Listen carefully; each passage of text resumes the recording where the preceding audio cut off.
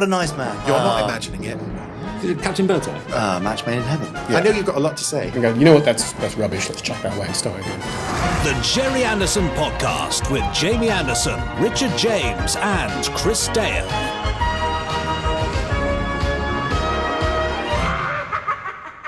Look at us, sat around a table as if we're about to present a podcast about Gerry Anderson. Yes, we've got all this stuff here. Yeah, we've got the thing up there telling people what we are and who we are. Yeah. Yeah, we've got Jamie Anderson, Chris Dale, I'm Richard James. Virgil Tracy, Officer Warren. Yeah, we've got people watching and people listening that we like to call the Podsterons. We've got a second part of an interview that you've done with James Swallow, author extraordinaire. Yeah, author, he's done some things. Yeah, we've got Jamie will probably give us some news, some Gerry Anderson news. We'll probably watch an episode even. Might watch an episode or something. Yeah. That's extraordinary, isn't it? That's a lot of stuff. It is a lot of stuff to cram in. We could call that Yeah. Gerry Anderson Podcast. Let's do that. Let's do that. From today, this is the Gerry Anderson Podcast. Oh, I like this. We're your hosts. Let's say, hypothetically, if we were to do a podcast about Gerry Anderson, would now be a time to insert some Gerry Anderson news? Hypothetically. We could try. As if we were doing a yeah. podcast. Okay. If you could think of anything. Let's imagine we're about to give some news.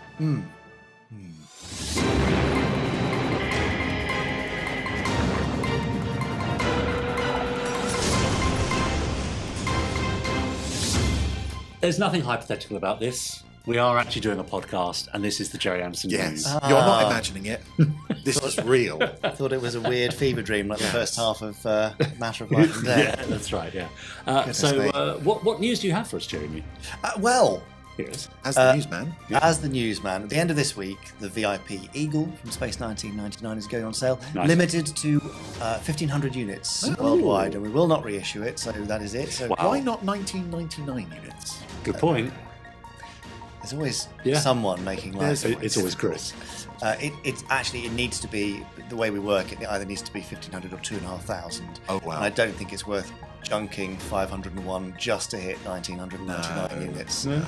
Because it's a nice little thing, but it's, were there 1,999 Eagles on Moonbase Alpha? It Probably, feels like yes. it, Yes. but probably not. So no, that's why. But that means you can only ever produce like five or XL5s. Yes, Limited edition to just 5. 3 Stingrays. I mean, Wow. 2 Thunderbirds. No, there's 30 XL ships. There's only one XL5. Excuse me, this so yes, oh, I'm so it's sorry. time for Hypothetical you merch. to... Come on. Yeah. I know you've got a lot to say. Come on then. Next. That's me. No, not next. Oh, So if you want to get your VIP Eagle, they go on pre-order this Friday. And bearing in mind that the previous 2 Eagles, Eagle 1 and the Rescue Eagle, have sold out. As probably the pistol. And has, by now certainly the Stingray sidearm. Yes, if you want to grab it, then act fast. There will be a special pre-order launch price, and then it'll go up to its normal retail. So Oh, wow, I see. yeah, Good. go grab it. Yeah. And we can expect more Eagles? Or Of similar course. models? Yes. We've got so much great collectible stuff coming up for you over the next 3 years.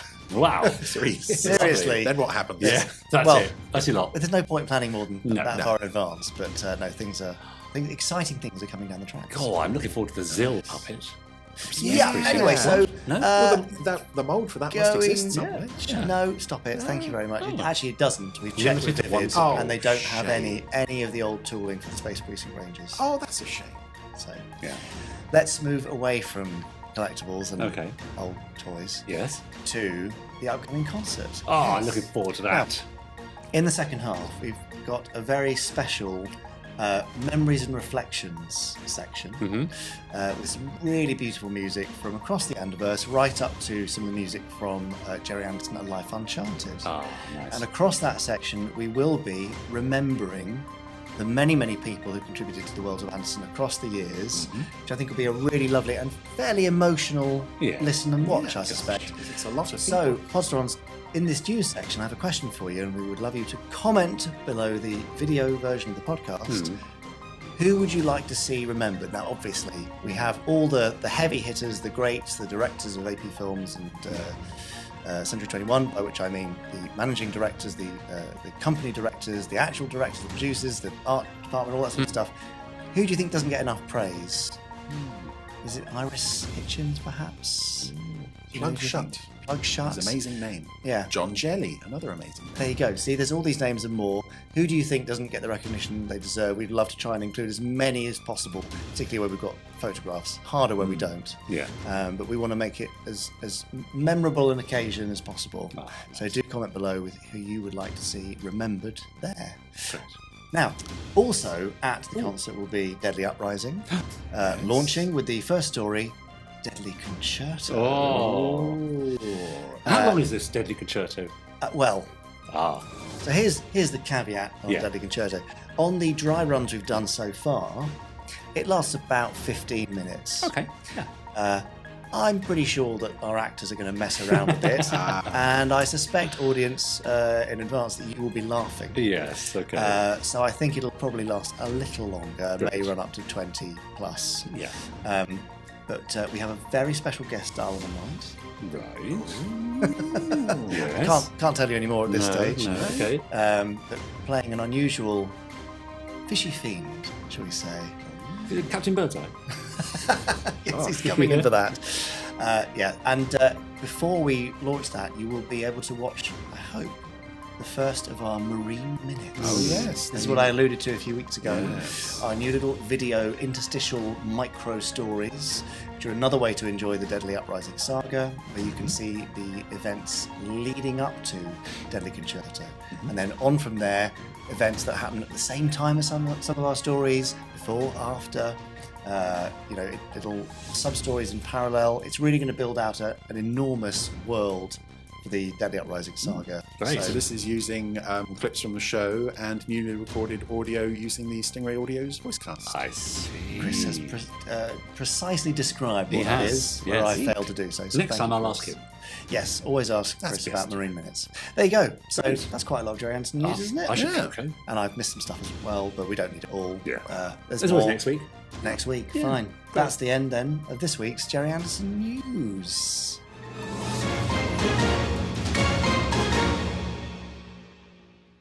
No, too late. Anyway, if he takes his time, you snooze, you lose. I'm sorry, you've got to get in there. I will Snooze, see you you lose, lose. And a Gerry Anderson flashback, News. yeah. Snoozy, snooze. Very good, yeah. That's it. Good. More news next week. There's always something new happening in the world of Gerry Anderson. We know that, don't we? But I'm looking forward to the New Zealand publish. I'll get my pre-order in right now. Are you really thinking 3 years ahead for merchandise and so on? I mean, technically, I know it's 3 years. I was thinking, is it 4 years? No, it's 3 years ahead. Okay. Yeah, we really are. Can I ask some questions about that, about the sort of things we might expect, or is that a little bit dangerous? I mean, can I just say, ask, more audio adventures? Yes. Box sets and things? Yes. Yeah, okay. I mean, you just look at the stuff that we're doing and then extrapolate that into the future. I think that's probably the best way to Upcoming describe it. anniversaries. Exactly. Yes, that's right. Yes. Because it seems like every year there's an anniversary of something. Space Precinct. That's just... This year. You were going to say that anyway, no matter what I said. When you Well, first yes, said it's like saying it. Yeah, that's right. Now, talking of liking to say things, Chris likes to say things. Yes. And specifically, he likes to say them to guests as part of an interview. Oh, I do. In an interrogative format. Yes. Can't get enough of that. Shall we have a listen to hear some of the things he said to James Swallow? I would love Well, nothing only more. the ones that are safe for public broadcast. Yes. Let's hear just those then. And let's hear what James had to say back. Great idea. So James, thank you for coming back to see us on the Gerry Anderson Podcast. We touched last time on a couple of exciting projects coming your way soon from Anderson Entertainment and Mr. James Swallow, including a UFO novel and a 1999 novel. Can you tell us how you got to be involved with those? I think it comes back to a podcast I did with Jamie, actually, when he and I have the same agent. All right. And so I'd gone to see my agent, and there was one of Jamie's books on the bookshelf, and I said, "Do you represent Jamie?" I was like, "I love the Anderson stuff." And I said, "You've got to, get the two of us together, just so I can say to him, that I love the work that his father put together, and I was a big fan. And I just wanted to sort of communicate how much I loved the Anderson universe." And so we had a chat, and he said, "Well, come on the podcast." And I love talking about my work, and I love talking about the shows that I'm a fan of. And at the end of that conversation, he said to me, if there was a possibility that you could work on a show or write for a show, what would you do? And I said, UFO in Space 1999, I'd love to do that. And I thought, well, maybe one day we'll see what happens. And then out of the blue, Nick Briggs got in touch with me and said, would you like to do these novellas for us? And I practically bit his hand off. Oh, yes, I can imagine, yes. We have here one of your favourite scenes from UFO. If we can take a look at this, because it does explain a bit about the novel. Look, I'm not trying to sell you anything, boy.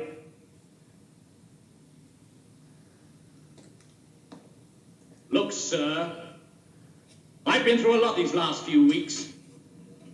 First there was Koufax. I found a letter to you in his safe. Oh, that was innocent enough, but someone got at him. And then Jackson from the military investigation team. What happened to the film, Straker?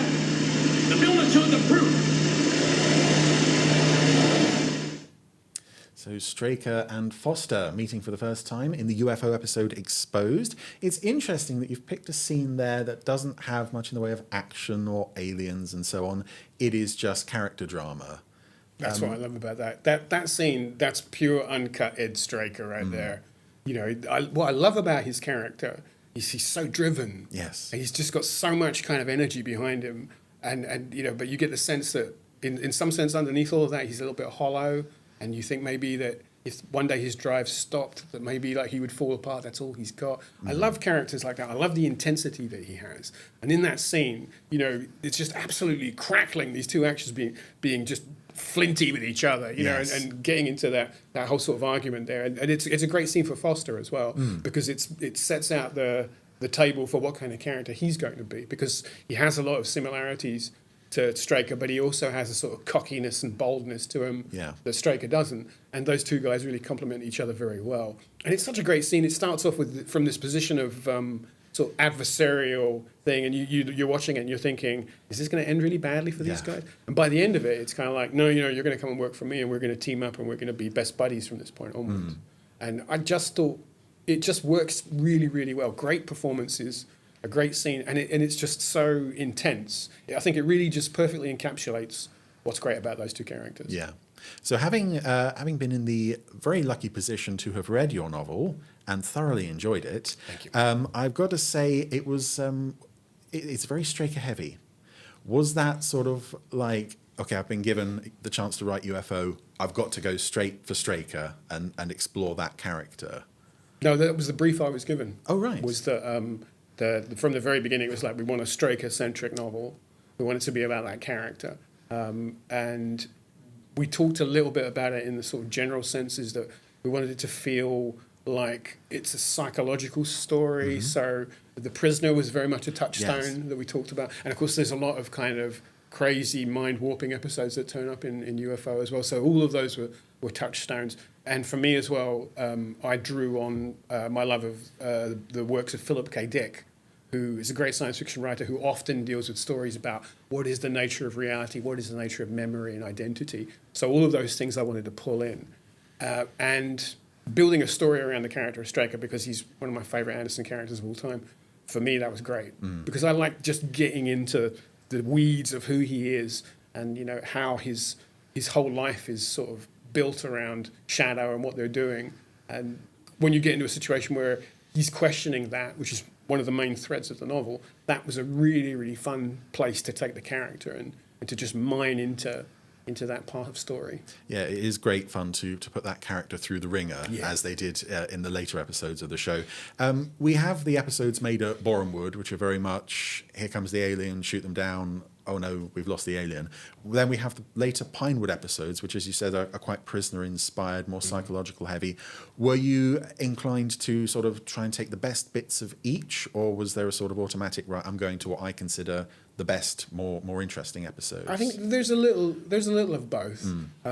It does have, if we want to have that kind of derivation, it does start a bit more Pinewoody. Yeah. It's definitely more a sort of psychological thriller, but then towards the end of it, I went back to kind of what I know best, so there's some action sequence stuff in there as well, because I thought I'm not going to do a UFO story that doesn't have some moments where we have cool UFO craft doing cool UFO stuff. So I kind of tried to synthesize the best of both.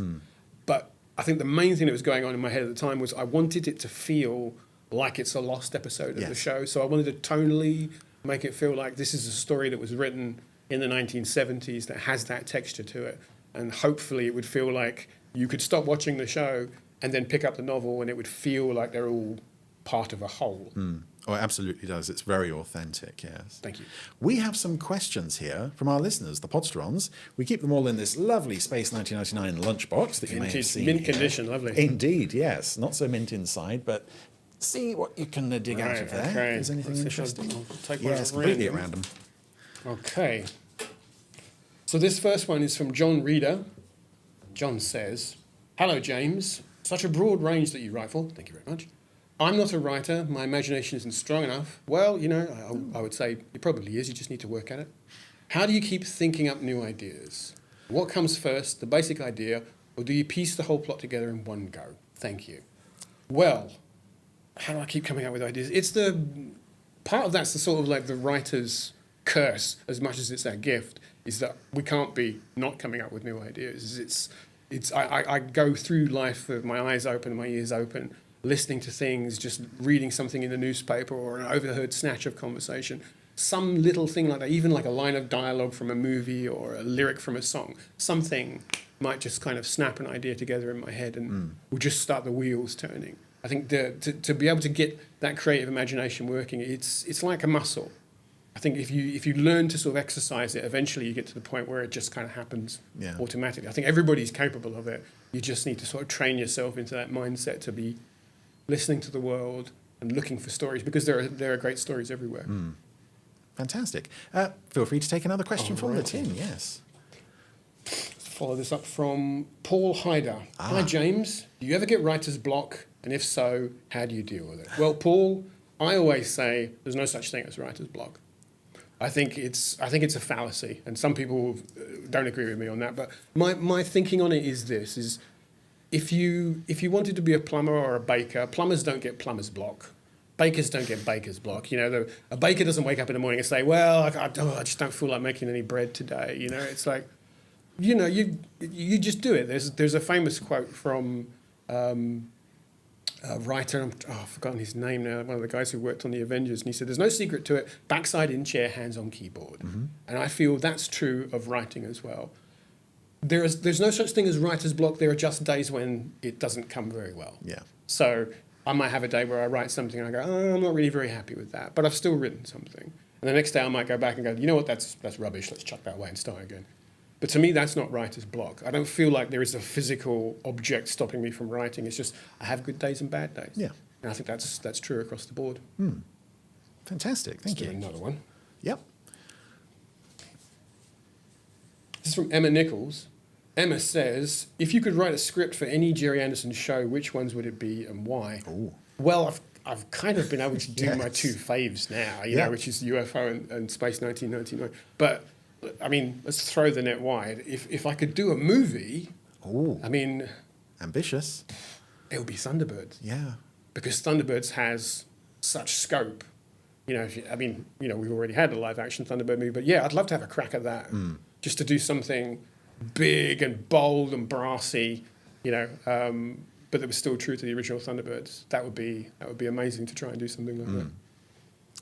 You're going to keep going with the questions? Yeah, absolutely. Yeah, why not? I'll keep going. Yeah, we've got I'll keep going until you tell me to stop. Jonathan Bell says, "Do you ever try and sneak the name of Anderson characters into your novels?" Well, I did mention this previously about one of my Mark Dane novels does have a Tracy Island reference in there, definitely. But I don't think... have I done it? Oh, I tell a lie. I'm currently writing a Star Trek novel, and I snuck in the name of a Space 1999 character as the name of a starship. Oh, USS Yasko? It's the Koenig, the USS Koenig. Fantastic. Which is actually kind of, if you think about it, it's also a Star Trek reference because of Walter Koenig, the Star Trek actor. Yes. It's a class of starships. They're all named after fictional astronauts. So I had Koenig in there as an astronaut. Oh, that's a lovely touch. Go on. From Steve Bushell. Hi, James. Wow, you are quite prolific. Thank you. Some great franchises on your resume. Thank you again. Where do you get your inspiration, and do you worry about canon being breached? Ooh. Well, I kind of talked about where inspiration comes from. In terms of canonicity, everything I've worked on, I try to be a fan of. So I try to have an idea of what the sort of the canon of it is. I mean, it's such an elastic term to use because there are some shows that are very, very hot on keeping everything sort of dovetailed together, and there are other shows that kind of go, we'll just make it up as we go. Yeah, and there are some that have been going for so long that there is no way you can keep all of that constant. Absolutely. So the most important thing to do is just to make sure that it feels right, that texturally the voices of the characters feel correct. And usually if you can get that right, the other stuff kind of falls into place. Yeah. And shall I keep on going? Yes, All yes, right. please do. There's a couple left, so let's do the last two. Dave Hughes says, how do you keep your creative process fresh and innovative? Are there personal routines or influences that you follow to continuously evolve as a writer and storyteller? I like to do different stuff. So sometimes I will write a short story, or I'll do an audio drama, or I'll do a comic, or I'll do a novel, or I'll work on a video game. You know, it's all, at the end of the day, it's all writing, but it's different kinds of writing. And the analogy I like to use is the toolbox. Is if you're writing a novel, that's a screwdriver. If you're writing a video game, that's a socket wrench. If you're doing a short story, that's a spanner. It's using different tools for different jobs. And I find that I'll write one particular kind of story. So let's say I write a short story, and then the next project I'm working on is a comic book. What I've learned from doing short fiction, I'll be able to port that over into writing this other thing. And then what I learned from that project, I can port over into writing the other style of thing. And all of these things are just helping to make me a better writer. They're helping me improve my craft incrementally. So that's what I like to do, is diversify. I think if I just did novels, after a while I'd get bored with it. Yeah. So I like having that ability to be able to sort of, jump around and try different ways of storytelling. And we'll do the last one. Last one, yes. And this one is from Jonathan Westall. And Jonathan says, which of your many books did you find the most challenging to write? Ooh. That's a really good question. I don't think I could point at one and say this was more challenging than this one, because they're all challenging in their own way. Sometimes that challenge is coming up with something completely original for like my original fiction. Sometimes that challenge is coming up with a story that dovetails with an existing franchise. There's no kind of dial I could put to, this is at this end of this and this is the other. It's all challenging. But the secret to doing this kind of work is learning to embrace that and to see it not as a mountain to be climbed, but as kind of like something to be explored, something to be embraced. Yeah. Fantastic, some lovely answers there. So without naming them necessarily, have there ever been any sort of franchises that you've been asked to write on and you've thought, oh no, I'm not suitable for that, or will you always give something a go? Yeah? Yeah, there's been a couple of projects that have been put to me that I wasn't a fan of, and I just said, you know what, I don't really care about this franchise, and you want someone who does. Because I think if you don't have something invested, some sort of degree of love, if you can't find something about a franchise, an IP that speaks to you personally, it's going to come out in the quality of the writing. I read a lot of tie-in fiction as well as writing it, and I've read plenty of tie-in books where I've thought, you're just phoning it in there. You did, this is a paycheck, right? You weren't really into this. So to me, it stands out, and I never want to be that guy. No, I never want to be writing something and have someone think, he doesn't really care about this. Yeah. So for me, if it's not a storyline, if it's not characters who I'm excited by, I'd rather that somebody who was excited by them take that project on.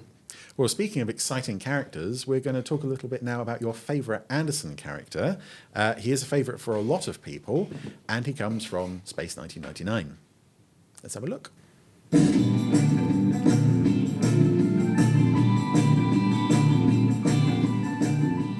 We are mankind. We came from planet Earth, and we built this space called Alpha to learn more about space.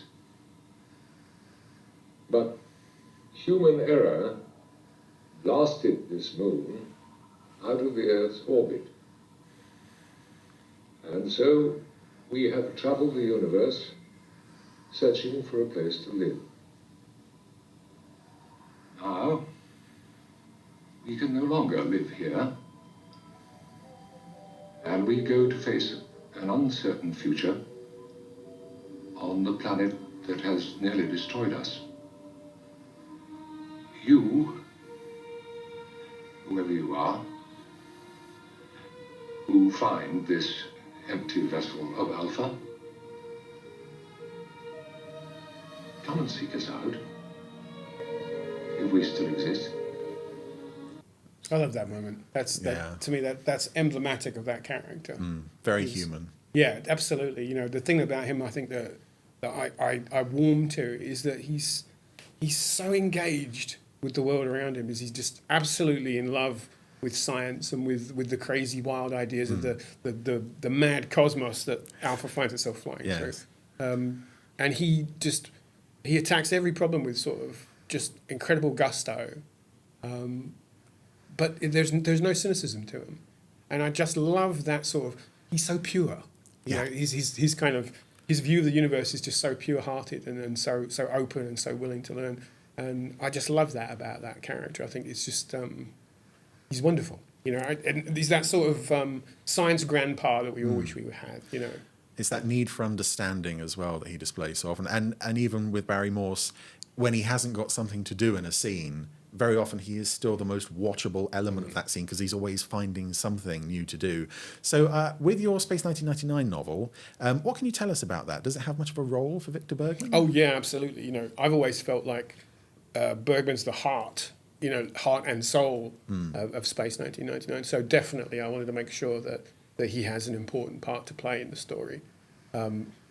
Without giving away any of the plot, one of the things I wanted to do was put Victor up against somebody who's almost the antithesis of what he is, and give him the opportunity to sort of face what is in some ways like a kind of dark mirror of himself. And when I started writing that, I thought, that's a great idea. But when I got to the scene, I thought, I'm not actually sure how I'm going to write this. And it's a testament to how well the character is written. This is that I heard the character's voice in my head, and I thought, okay, I know how Victor would approach this, because I'd seen that character so many times, and even in a situation that he hadn't been in the show, I could feel like that's the way this was gonna work. It's one of those moments when the character almost does the work for you, when the story almost writes itself. I know that was a lot of fun to do. Yeah, if you know the characters in the show well enough, you can recreate that world in a very authentic way. Almost with it, as you say, it does it for you. It takes you along on that journey. So when you're writing a novel or an audio drama, you've written some video games as well. Is there a different sort of approach by definition of what the project is? Do you have to slip into a sort of different mindset for each kind of project? Very much so. Yeah. The sort of initial starting conditions are completely different. So if it's a novel or a short story, you know, the concept is kind of usually 100% originated from the author. If it's an audio drama, you know, you've got to be building something that will be able to work with actors, and you have to make sure that you're writing for them to be able to use their instrument to bring their sort of expertise and their skill into it, so it will kind of elevate the material. And then when you're writing a video games are cart before horse, where it's usually the design of the game and the style of gameplay and the sort of game it's going to be. All of that is decided way before the narrative is put into it. And so that's a completely different sort of experience to sort of creating a plot line for that. So you've gone from being a kid in the 60s, watching these shows, some of them going out for the first time, to now writing for UFO, Stingray, Space 1999. What Anderson show in particular would you most like to write for next? I know you've mentioned a Thunderbirds movie, but is there any other show you're dying to sink your teeth into? Wow. It depends on, like, you know, would it be like if it was a reimagining of it? You know, there are certain shows that I think like Captain Scarlet, I think, is a show that you could do an interesting, slightly darker, slightly more adult version of that if you wanted to take it in that direction. But then at the same time, even going back and writing a story in the original sort of world, the original version of Captain Scarlet, that would be fun to do, because I think that was one of the very first shows I watched as a kid where the heroes didn't always win. Yeah. Where I actually became aware of the fact that was actually a possibility, that, you know, sometimes terrible stuff could happen. And that was quite shocking at the time. You know, I always felt like a lot of kids' shows kind of talk down to you, but I think this is true of all the Anderson shows, especially the ones aimed at younger audiences, they never really felt like they were talking down to their audience. And they were quite honest about the fact that the heroes don't always come through covered in glory. And definitely Captain Scarlet is a story about somebody who goes through terrible trauma. Yeah. You know, even though it's this brightly coloured, action-packed story, actually bubbling away underneath it, there's some really serious, dark stuff going on there. And I think that appealed to them, kind of my latent nihilistic streak as a kid. Oh, so Captain Scarlet is the one that you'd most like to take a crack at. I think that would be interesting to do, yeah. Fantastic. Well, we'll see what we can do. So what do you have in the way of current projects that you'd like to talk about? So currently working on a new Star Trek Time project, which hasn't been announced yet. And I'm working on a couple more thriller ideas, which also are kind of like non-disclosure at the moment. I can't speak much more about those. But generally, I'm just, I'm just working on more writing. It's like, people say to me, like, you're going to take a holiday. And I'm like, I just don't like to. I take a vacation here or there, but I just love to write. And I'm always looking for new possibilities, new challenges. Fantastic. And if our listeners would like to follow you online, whereabouts can they do that? Best place to find me is you can find me at my website, which is jswallow.com. I'm on most of the socials, Twitter, Mastodon, Blue Sky, but you can kind of get all of those if you just come to my website and follow me from there. Fantastic. Well, James Swallow, thank you very much for coming to see us in Slough. It's been wonderful to have you. My pleasure. Thanks for having me. Thank you very much.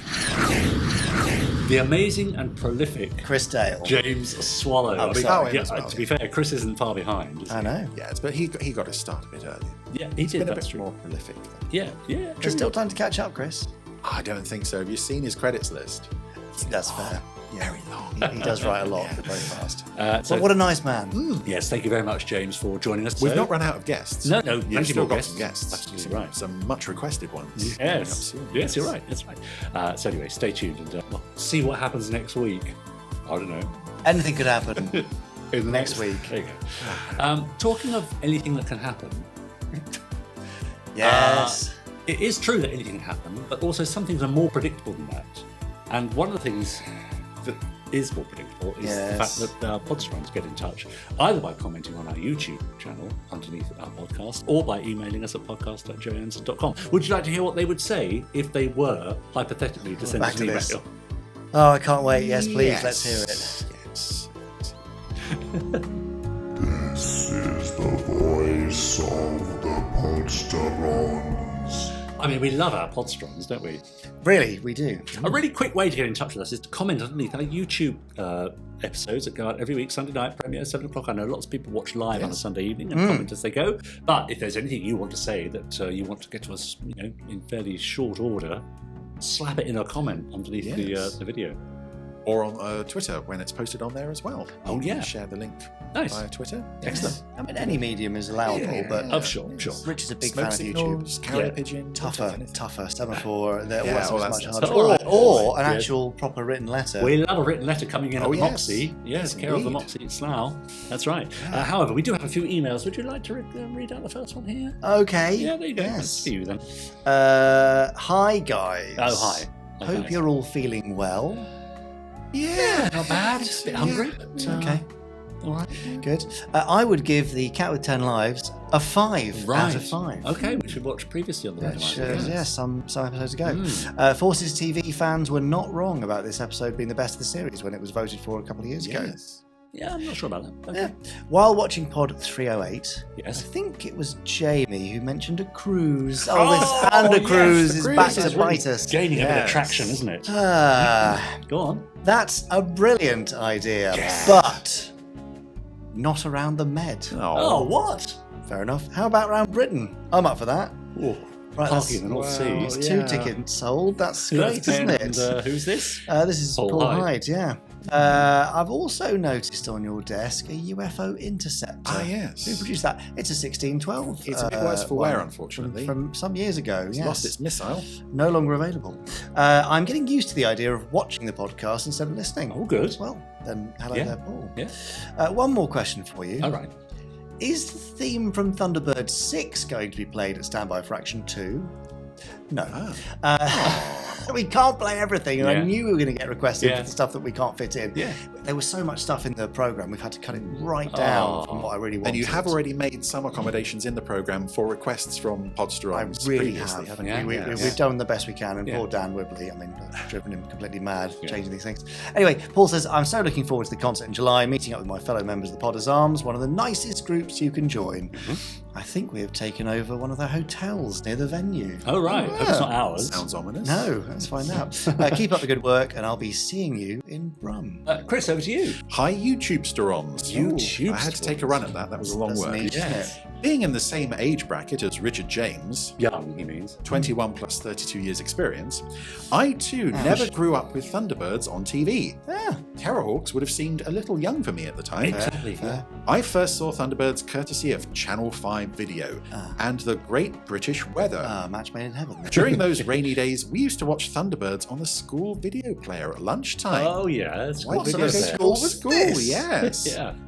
On a different note, Oh, yes. let's not forget that it's the 30th anniversary of A Space Precinct. this year. It is. I recently visited Haldane Close in Norwich, which obviously was named after the lead character. But do any other Podsterons live near a Space Precinct-related road? Wow. Like Kamada Close or Orange Drive? Kamada Close. Maybe they do, but choose not to mention it. All the best, Steve. Yeah, great. The Nice one, Steve. multi-eed Steve. Yeah, let us know, Yes. Podsterons, if you live on a Space Precinct-related street or close. Yeah.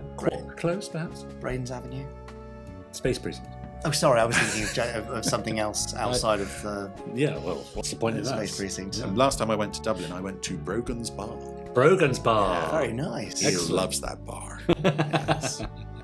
Underneath one of our YouTube videos, J. Alex Day commented, in fact, underneath the podcast extra, which I know people have been enjoying, Yes, they love them. where we pose the question, Chris, puppets or live action? Yes. Oh, I bet do you got like some the tricky questions. Divisive answers. Well, there. says J. Alex Day, I think the marionette puppets have a sunny charm. A sunny charm. It's nice. The glove puppets of Terrorhawks were a great innovation. Even Zelda has a sunny charm. Sunny charm. I loved the I think Terrorhawks she'd take that monsters. as an insult.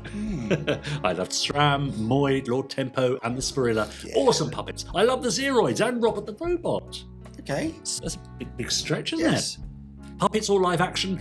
I love the puppets. But having said that, I've yet to watch Space 1999 and UFO. Well, you can't really be Oh, the judge wow. of that, then, can you? You might love But it's those watched much more. all of Yeah. the Protectors. Yeah, Needless obviously. to say. Yes, quite. That's right. Let us know. Which do you prefer, puppets or live action, Podsterons? It's a tricky one. Yeah.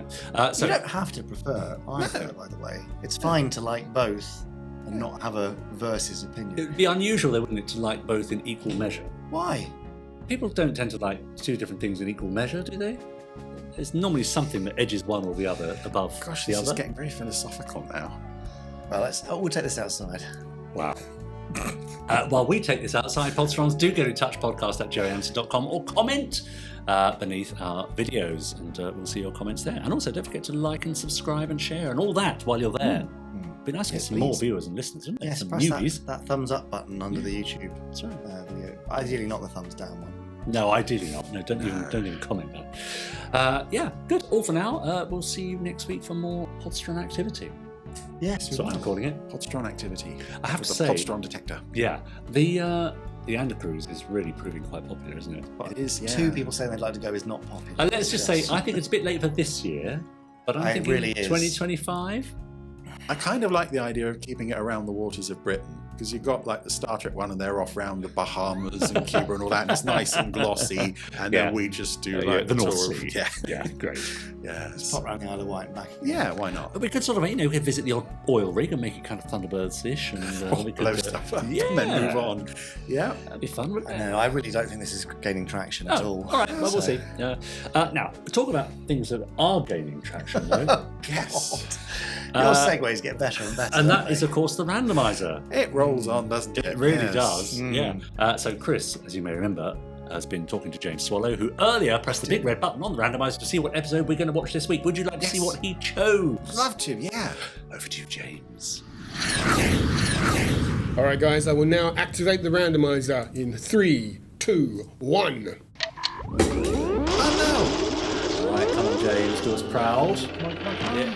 Oh, he's gone early. no. Ah. Oh, Okay. He's gone no, that's Stingray. good. That is good. Great for its 60th anniversary year. Makes sense. Yes, that's Good right. episode. Yeah. Okay, which episode are we watching, Chris? This is The Disappearing Ships. Tell us a little bit about Stingray in 10 seconds or less. Stingray, 39 episodes, first Anderson series produced in full colour. The adventures of the World Aquanaut Security Patrol and their flagship Stingray, keeping the seas safe for us human people.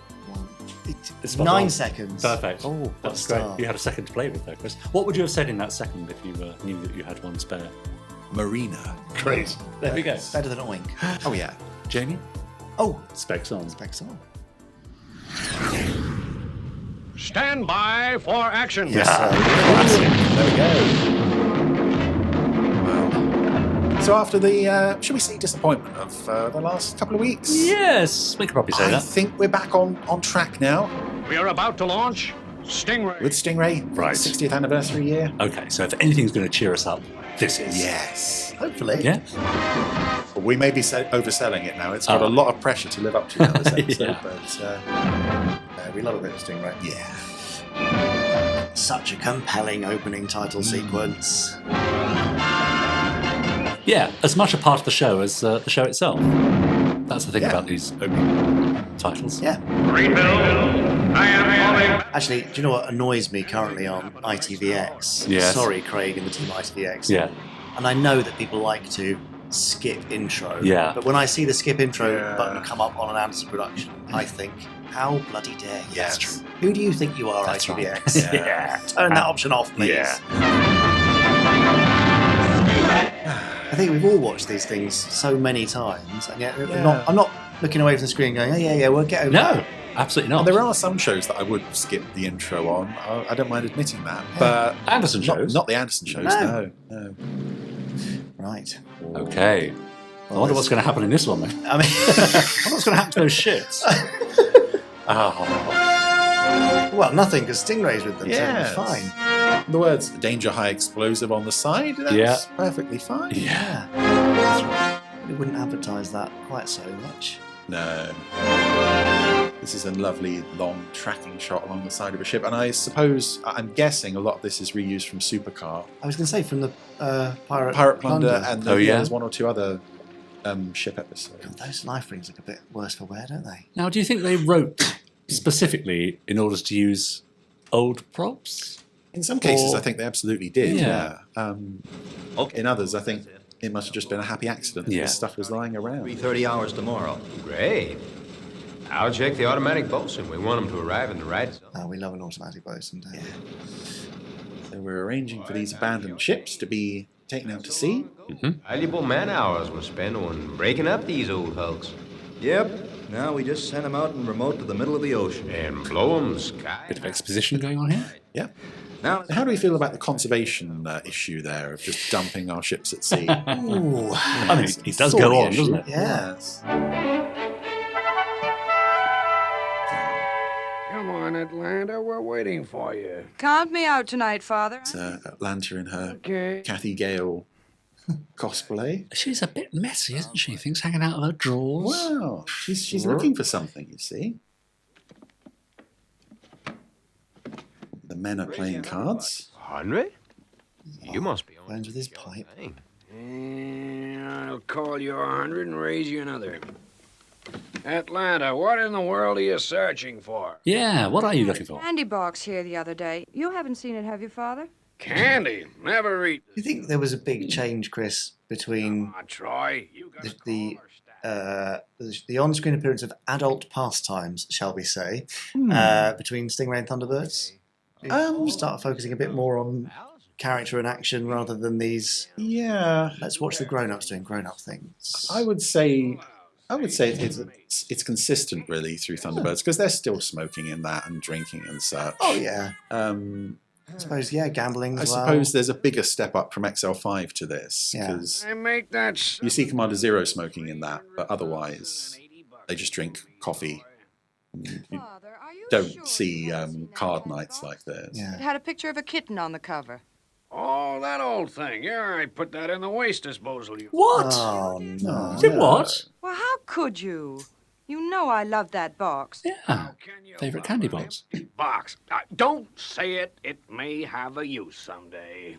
Well, it may. Very generational thing, that, I think. Yeah. Disposing of stuff. Dad was very much of that mind. Get rid To of throw it. things away. Like those 3 freighters we sent out in remote today. Troy looks particularly smug there. Her attitude. It's lovely body language. Yeah. They're well on the way to their graveyard. It's a very happy face for those dark words. Yes. Now it's getting dark. Ships are on the way into the ocean. And despite what we were saying about 1999 being slow, this is nice. There's no characters around. We're just building the atmosphere and the setting. Well, there's music. I mean, that was also lacking in Space 1999 in these long scenes. Well, the expectation of something about to happen. Yeah, but there's also this thing which is consistent now in the Supermarination stuff, which is the romancing of the miniatures. You know, the effects guys just enjoying shooting their work, and lingering over, showing all this detail and stuff. It's lovely. Oh, hey, what? Just a minute. So we've gone from a puppet hand there, to human. So that was quite convincingly done Yes. scale-wise. I didn't. Yeah. And our ships are sinking. Sluice valve. Definitely turned the right way to open it. Oh, it's all sluicy now. Lovely shot. Yeah. Oh no! No, yeah, I'm ready. Well, he doesn't get invited to the parties, so yeah. Got a gambling problem, so he can't. No, he's got no idea what that Doesn't know means. what he's looking at now. Oh, Lieutenant, what's wrong? Sorry to disturb you, sir, but the 3 vessels due for demolition, they've sunk. Sunk?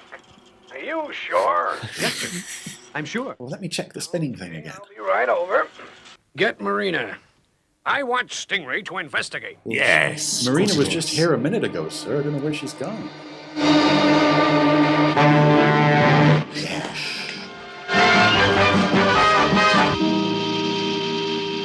Tower from Stingray, Seaborn.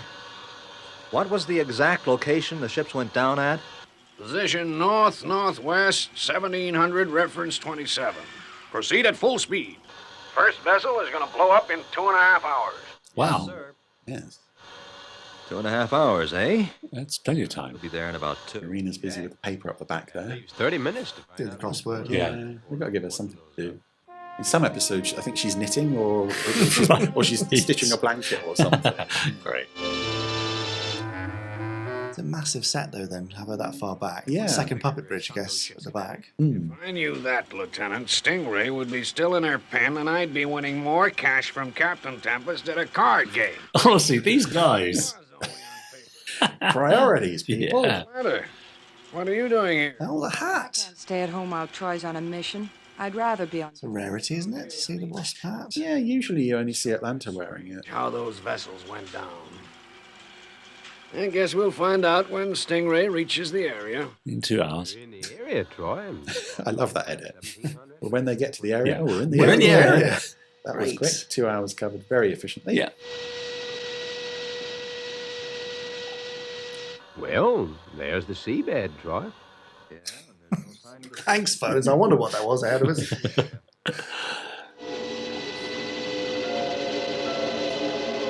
Phones. Look. What? Drag marks. Drag marks. 3 hours. What could they be? Because you could have written this episode, couldn't you? Yes. Let's follow him. Okay, Skipper. By following, we'll find out what's at the end of them. Yeah, it's well thought through. This very particular Stingray investigative motif. Yeah. It just feels so Stingray to me. Come on, I want to know. It's building the tension, Richard. What's that ahead? Ah. It's the boats, obviously, in case anyone's listening and wondering what's going on. It's some boats. Yes. It's not our boats. No. Some boats with some lights on. Yeah. Rex. But why the lights, Troy? Yeah, question, Troy. Phones. Could be. Well, people living at the bottom of the sea, we know what to do with those. Phones, prepare a number 1 Sting missile. Fire one. Let's do that first.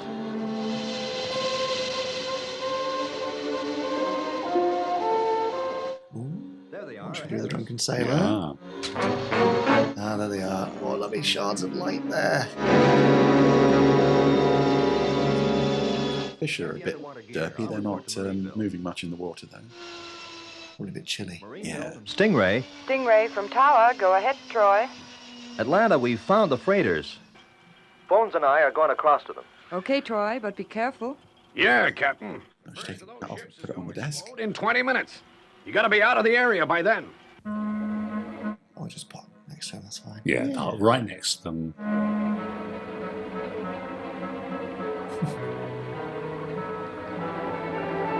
Is this where we get Marina waving to them? Oh, hurry home, boys.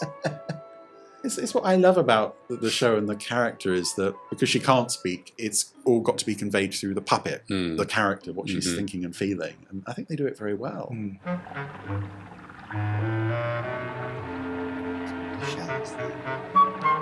Yeah, I mean, that movement's very fluid and lovely, isn't it?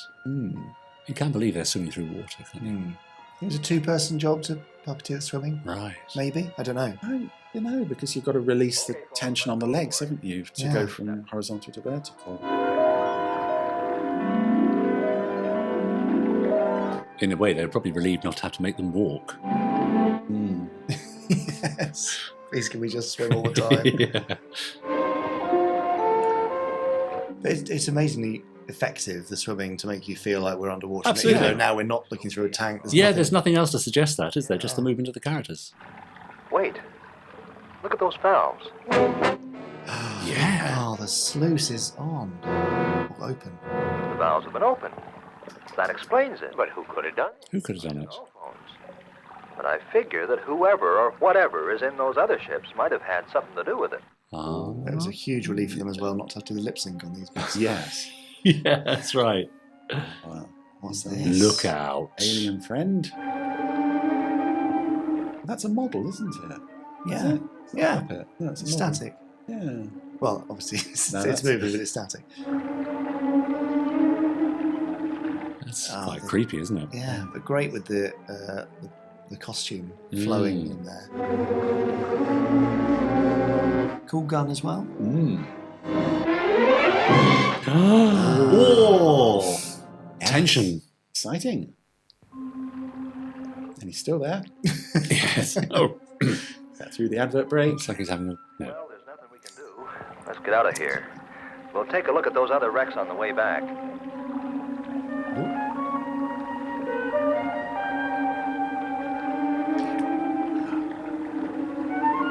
This is one I had on VHS as a kid.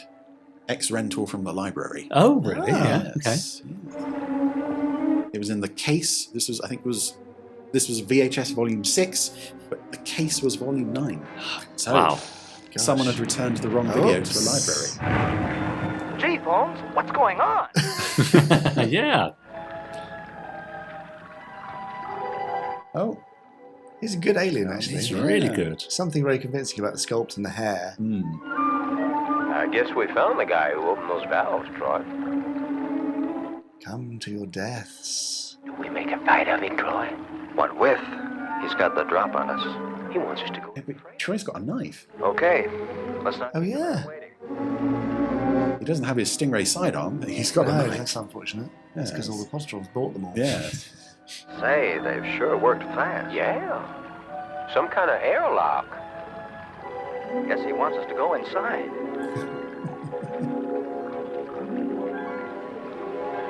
Always trust the armed alien. Yeah, I would. Beckoning you into the ships exploding in 10 minutes' time. Yeah, that's right. Oh, let's go in, shall we? Oh. Stingray, do you read me?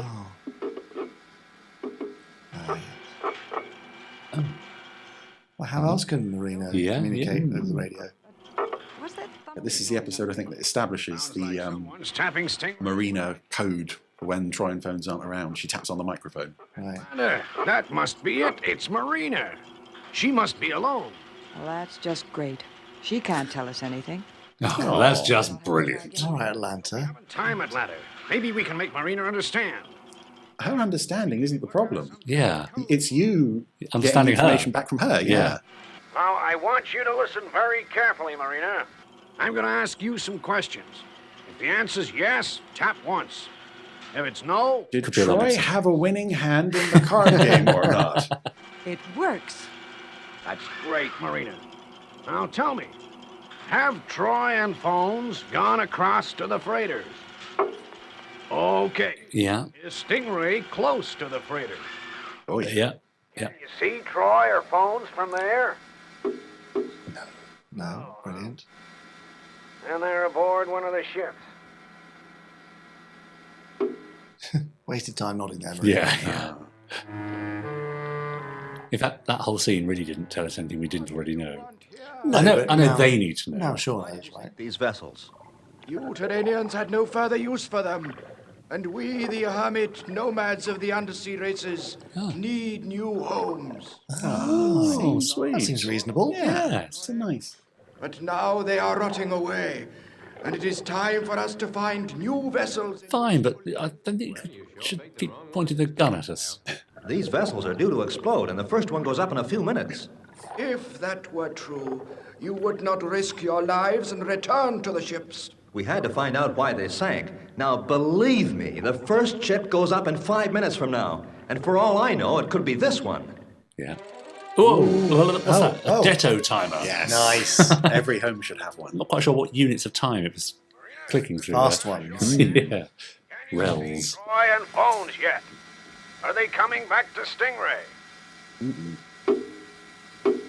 But, Father, there's less than 3 minutes to go.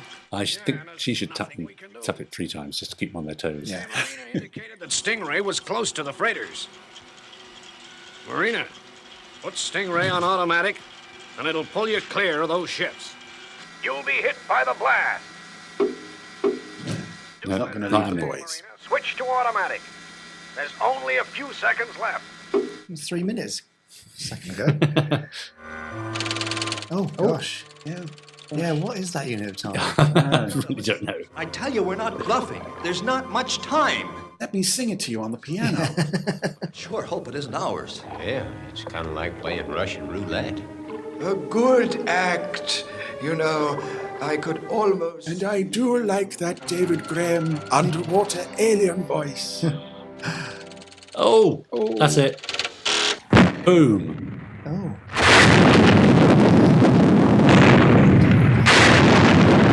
Oh, Stingray got blown down there. Yeah, I've seen big explosions. Yeah. Oh, God, mattresses everywhere. Put all those books back. Guess we were lucky that time, Phones. Now, do you believe us? I believe you. Yeah. We must get out of here. Yeah. Right. A bit late for that. Yes. Minutes. This could be the next one to go. Troy, the door into the airlock. Oh, it's jammed. The blast must have done it. We're trapped. Oh, dear. Oh, no. And we've only got 690 whatever to Somethings. get out of here, yes. Are you okay? And that is a car radio, isn't it? On the, Yeah. the sort of... Oh, yeah. Phones? Well, the first ships must have exploded. There's not much hope, Atlanta. Oh, Father, while there's time, there's hope. Mm-hmm. They may be aboard one of the other ships, still alive. Then why don't they get out? I can't. No. It's Even with both of them working. We can't shift it. And the second ship goes up in 3 minutes. Let's hope our luck holds. Time's running out, Marina. 174 Switch to automatic. things. It'll get you out of there. But Stingray could be wrecked. There's no point in you dying as well. She's so brave. She's so Isn't loyal. she?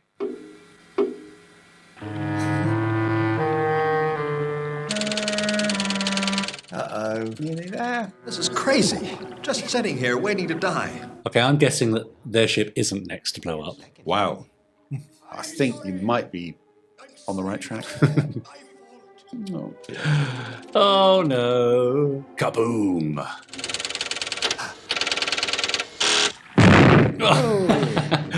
Nice. Yeah, the last little sound's great. Right, so 2 ships down. Okay. I have a feeling these ships were reused in a later episode, which is why they're not actually blowing the models to bits. They're just exploding around them. Come in, Marina. Oh. Are you okay, Marina? Yeah. Troy and phones. You still can't see them? That's a difficult. You still can't see them. Yeah. Yes, I can't see Yes, them. No, I I can't see them. Yeah. Boom. Yeah. Helpful, sure. How long we've got now? Yeah, 10 minutes. 10 minutes. Door, look. Oh. The second blast might have freed it. Yeah. Blast must have loosened it. But it shifted all right. Quick, phones, get something we can use as a lever. Hurry, we ram the piano into it. Yeah.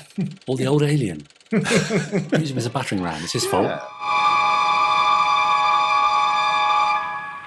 Marina, can you see them? Are they coming out? Are you clear of the last ship? Then you're still in danger. Switch to automatic, Marina. Darn it, Marina, what's the matter with you? Why don't you obey my orders? Well, she can't answer that because it's only yes or no. Close to the ship just in case Troy and phones get clear at the last minute. Oh, yeah. Here we go.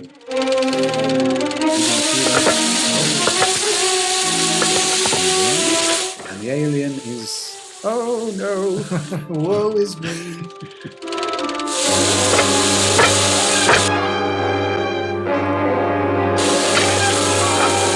It's quite tense. Oh, yeah, it's good. Yeah. The feeling that tension I would get when I was watching these as a kid. Yeah. Yeah. And it's always a nice change of pace to have a story where you've got an underwater creature who isn't hostile and willing to blow things up. Yeah. to get clear.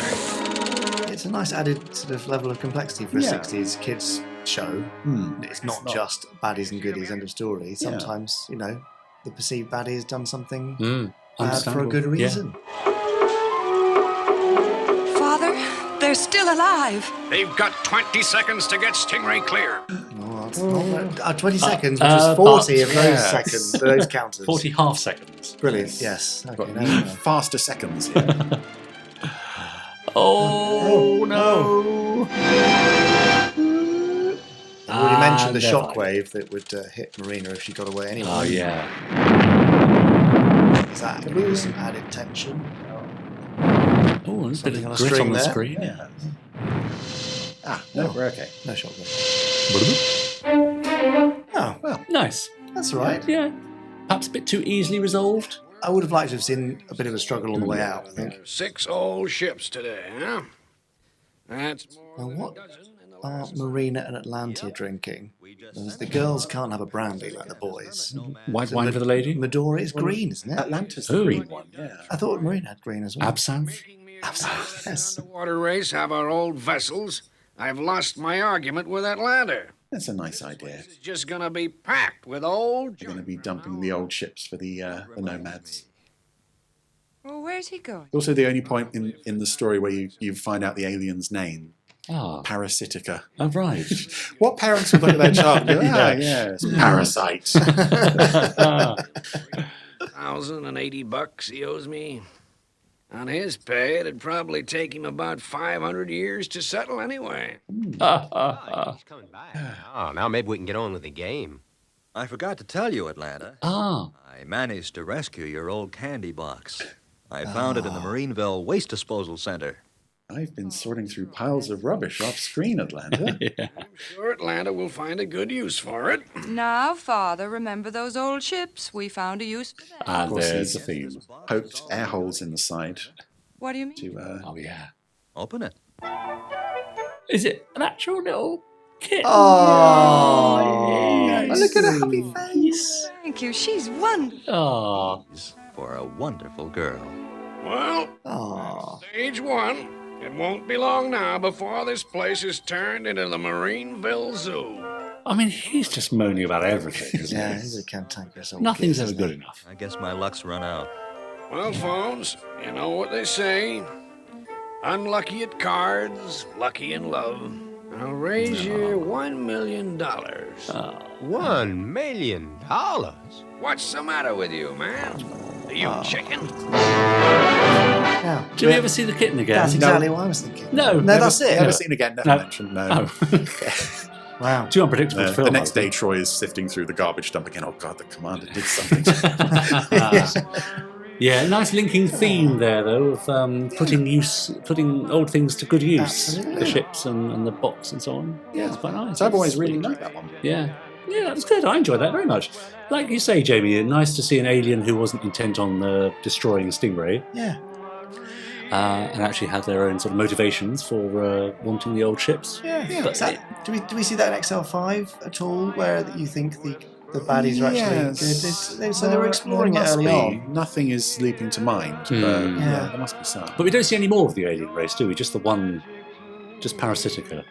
Just him. But he does allude to there being others. Oh, yeah. But they always do that with Stingray. Yeah, it's just don't have the budget. Yes. Welcome to my city. I am Glub Glub. This is Blub Blub, and the rest of our civilization, they're behind that They're door out over there. there. Yes. 4,000 of them just over there. Yeah. Fair enough. That's right.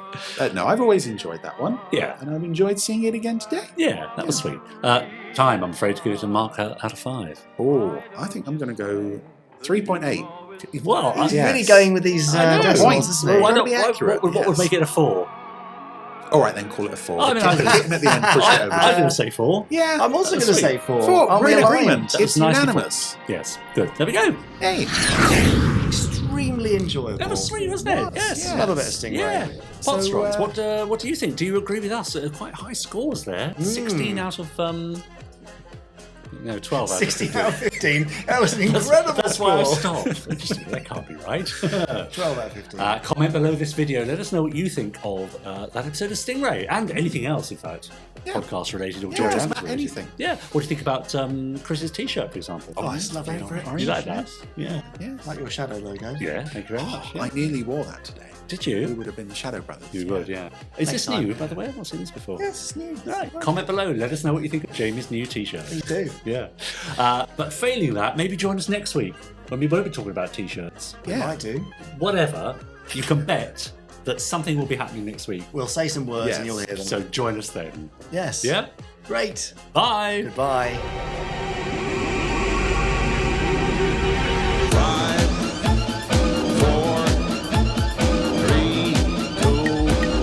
1. Let's get started.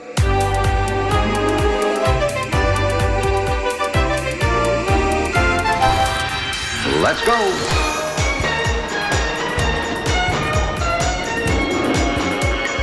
Spectrum is green.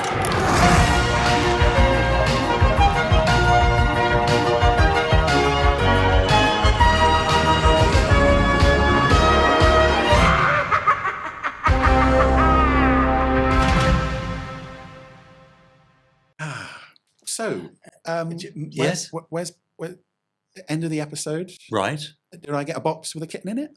Oh, I thought you were going to bring the box with the kitten in it. Oh, God. There was that box you left outside. But I put that in the waste disposal.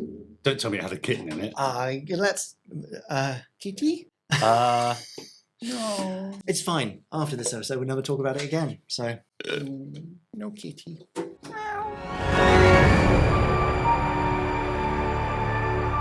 That was an Anderson Entertainment production.